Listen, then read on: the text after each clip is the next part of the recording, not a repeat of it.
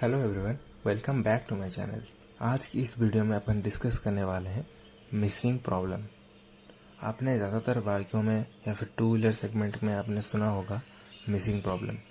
ये एक बहुत ही ज़्यादा नॉर्मल प्रॉब्लम होता है, लेकिन मैकेनिक लोग जो कि लोकल मैकेनिक ज़्यादातर यही करते हैं कि आपका बाइक का ये पार्ट ख़राब हो गया, टैंक चेंज करना पड़ेगा, कार्बोरेटर चेंज करना पड़ेगा, सीडीआई चेंज करना पड़ेगा, ऐसा ऐसा बोल के आपको ठगते हैं या फिर भूत बनाते हैं, जो कि ठीक नहीं है। मेरा मानना यह है कि जितना प्रॉब्लम हो उतना ही सॉल्व कीजिए एंड जितना भी रिलेटेड पार्ट हो उसके हिसाब से उसको रिप्लेस कीजिए। बस इतना काफ़ी होता है। लेकिन बंदा क्या करता है कि पार्ट अगर सही होता है फिर भी उसको रिप्लेस करने का दावा करता है कि इसको अगर रिप्लेस कर दोगे तो गाड़ी ठीक हो जाएगी। उसके बाद भी गाड़ी अगर ठीक नहीं होती तो कस्टमर गुस्सा होता है एंड उसका इंप्रेशन ख़राब होता है मैकेनिक के सामने। इसका सीधा प्रॉब्लम यह है कि मिसिंग एक बहुत ही माइनर प्रॉब्लम होता है एंड ये 8 चीज़ पर डिपेंड करता है। मैं आपको आज BS4 एंड BS3 के बारे में बात कर रहा हूँ, जो कि भारत स्टेज होता है गाड़ियों का, जिसमें कार्बोरेटर सिस्टम आता था। फिर अपन BS6 के बारे में नेक्स्ट वीडियो में बात करेंगे। BS4 एंड BS3 में क्या होता है कि आपको सबसे पहले आपको इंजन देखने को मिलता है। इंजन के पास आपको हॉस पाइप से जो है इनलेट सेक्शन जिधर होता है उसके ठीक अपोजिट आपको एग्जॉस्ट मिलता है। इनलेट पे अपना कार्बोरेटर लगता है एंड एग्जॉस्ट पे सिलेंसर लगता है। बस इतना आपको क्लियर हो गया। बस इंजन का मैकेनिकल पार्ट मैंने पिछले वीडियो में बताया था कि इंजन कैसे फंक्शन करता है, एंड आपको आज इस वीडियो में दिखाने वाला हूँ कि किस तरीके से 8 पार्ट पर डिपेंड करता है मिसिंग प्रॉब्लम।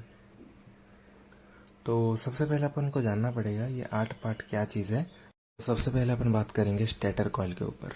ये होता है स्टेटर कॉइल एंड इसके ऊपर लगा होता है मैग्नेट, जो कि डायरेक्टली कनेक्टेड होता है क्रैंकशाफ्ट से।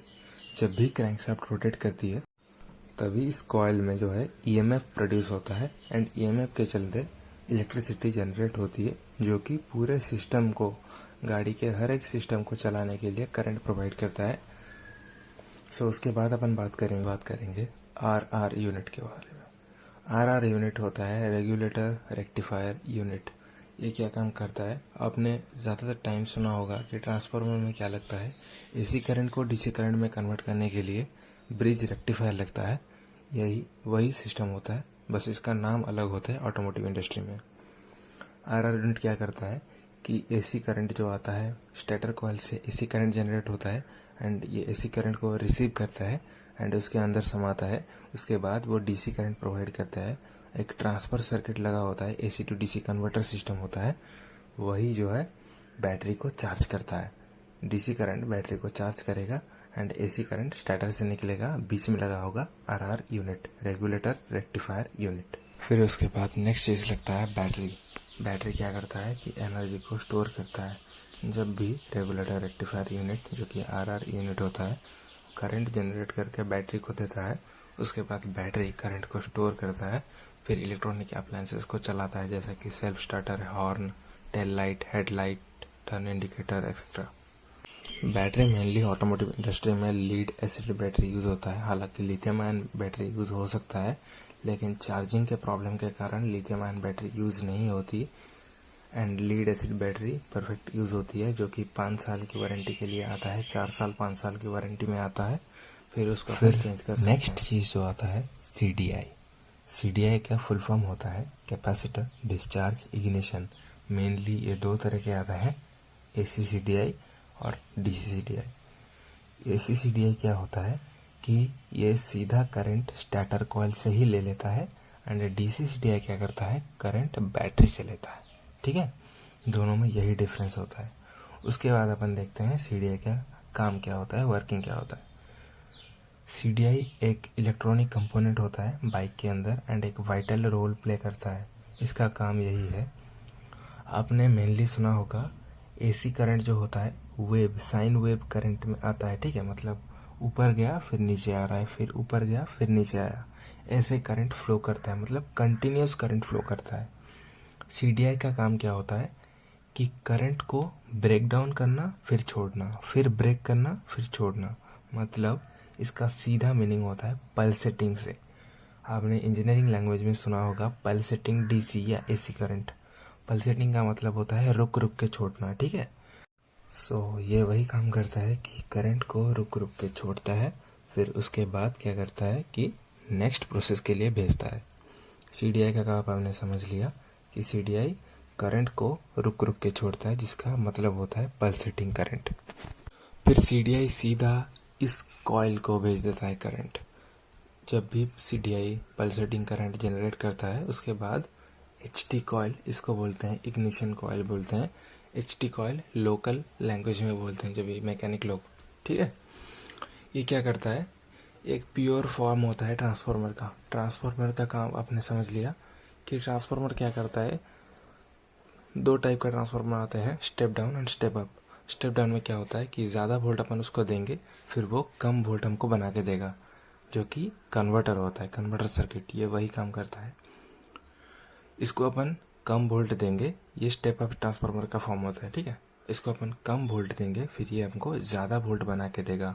ज़्यादा तो ज़्यादा 12,000 से 20,000 वोल्ट तक ये बना के देगा हमको, ठीक है। सो उसका काम वही होता है कि करंट को हाई करंट में बनाना, लो करंट को हाई करंट में बनाना, जो कि पल्सेटिंग करंट CDI हमने दिया, CDI से इसने करंट रिसीव किया एंड वो 11,000 वोल्ट से 20,000 वोल्ट तक करंट बना सकता है इग्निशन कॉइल। इस बात को गौर से ध्यान से समझ लेना। फिर HT कॉइल से सीधा स्पार्क प्लग करंट को रिसीव करता है। इसका काम वही होता है, सिर्फ ट्रांसफ़र करना करंट को, ठीक है। करंट को एक टिप से दूसरे टिप तक ट्रांसफ़र करना। एंड इसके नीचे लगा होता है टिप, जो सेक्शन आप कोनिकल सेक्शन आप नीचे देख पा रहे हो, जिसे थ्रेड्स बने हुए हैं, उसके नीचे एक कोन सेक्शन होता है, उसको अपन टिप बोलते हैं।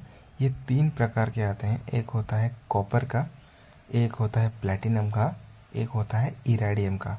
स्पार्क प्लग 3 प्रकार के आते हैं। कॉपर का है एफिशिएंट कम होता है, प्लैटिनम का है थोड़ा ज़्यादा एफिशिएंट, एंड इराडियम का सबसे ज़्यादा एंड सबसे ज़्यादा कॉस्ट होता है, ठीक है। सो वही काम होता है स्पार्क प्लग का, करंट को ट्रांसफ़र करना एंड एक सील टाइट बना के रखना सिलेंडर के अंदर, ठीक है, कि एयर लीक ना कर सके, ठीक है। सो इसके लिए स्पार्क प्लग लगता है एंड बार बार यही चीज़ जो है शॉर्ट हो जाता है। सो हमने वर्किंग प्रिंसिपल समझ लिया स्पार्क प्लग का, A to Z working principle समझ लिया इलेक्ट्रॉनिक कंपोनेंट का। फिर बात करते हैं अपन नेक्स्ट कार्बोरेटर की। ये चीज़ क्या है, ये एक लीवर होता है। जैसे अपने लीवर होता है खुद के पेट के अंदर, मतलब ह्यूमन पेट के अंदर जो लीवर होता है, वही काम इसका भी है। लीवर का काम क्या होता है, ब्लड को फिल्टर करना और सर्कुलेट कराना। इसका काम वही होता है, एयर और फ्यूल के मिक्सचर सेट करेगा एंड फिल्टर करेगा, दोनों काम इसका होता है, ठीक है। कितना ratio of air and fuel गाड़ी के अंदर जाएगा, सिलेंडर के अंदर जाएगा, कार्बोरेटर सेट करेगा। इसका मतलब आपने समझ लिया कि कार्बोरेटर क्या करता है, एयर और फ्यूल के मिक्सचर को सेट करता है एंड थ्रोटल कितना लेंगे वो भी यही डिसाइड करता है। कि इसमें एक स्लाइड लगा होता है, आप कितना थ्रोटल लेंगे तो कितना रैब करेगा गाड़ी, यही डिसाइड करता है, ठीक है।